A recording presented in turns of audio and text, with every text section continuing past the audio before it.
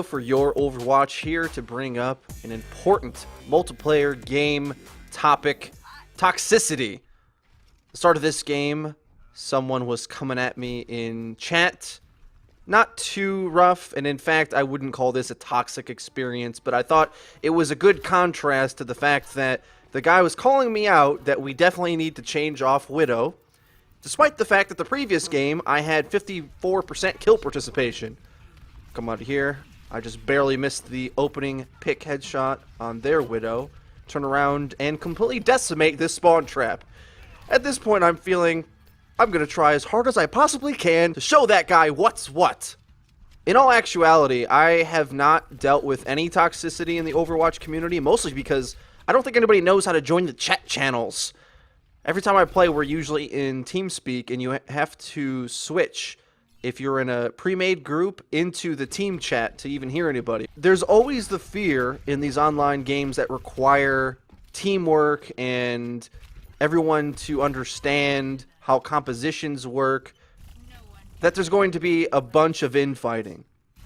You see this a lot in League of Legends, the Dota community, where everybody has their specific roles they have to play, and everyone has their own opinion on how those roles should be played, and who's doing a good job, who's at the fault of the team, who needs to change.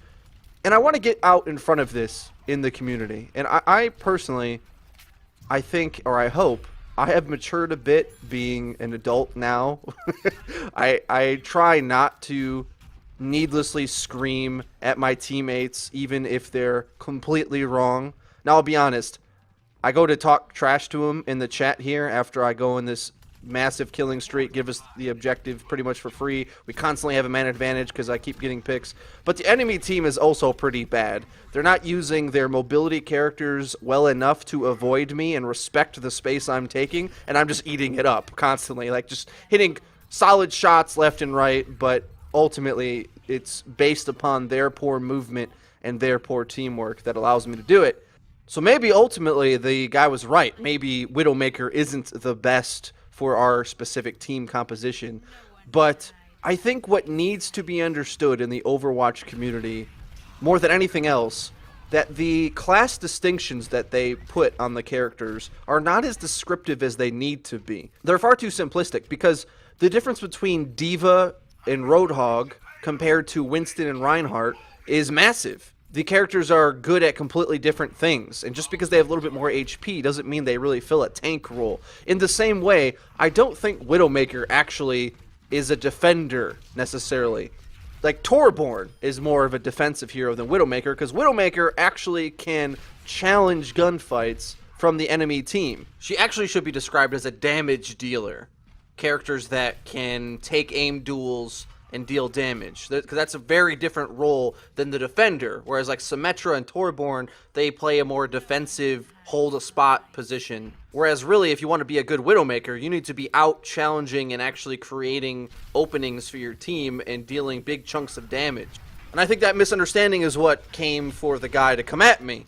You know, he sees us picking a Widowmaker, he thinks we're on attack, he thinks it's bad to have a sniper on attack, ignoring the fact that really, it's just a hit scan character. It's a character that deals big chunks of damage with hit scans. If I'm killing the other team, we're going to succeed in pushing the cart. And in fact, you're going to have to kill the other team unless you do some sort of massive sustain setup, like I explained in my previous video, where all the characters are built to synergize together to keep everybody alive. And I think with over time, players will understand how many complex compositions can be utilized in the game, because right now it seems like everyone's picking for themselves, not really understanding what a good team comp can be, and more importantly, how many of those exist, because you can have a comp that's all tanks and doesn't deal much damage potentially, and the Overwatch hero picker selector screen, whatever it's called, will tell you like, oh, you have too many of this hero. But in actuality, the map you're playing may facilitate utilizing a couple tanks or to have more attack damage characters. It all depends on the approach you want to take on the game. So I kind of almost don't even like that thing pops up, because it gets people this anxiety like, oh, I shouldn't be trying these different things because the game thinks it's wrong. No, not necessarily. I want Overwatch to be better than the Dota community and the League community, where everyone gets mad at each other constantly. It is a bit of a pet peeve of mine when people don't actually know what they're talking about, try to make calls for the team, but I understand where they're coming from. They just want to win. They think they know what the answer is, so they want to tell you what to do.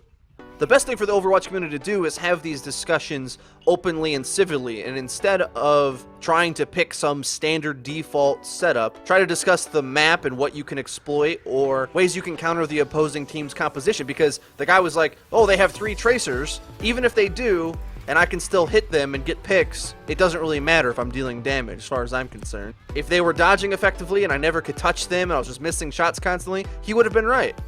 That's it for today, guys. Hope you enjoyed the video. If you did, hit the like button.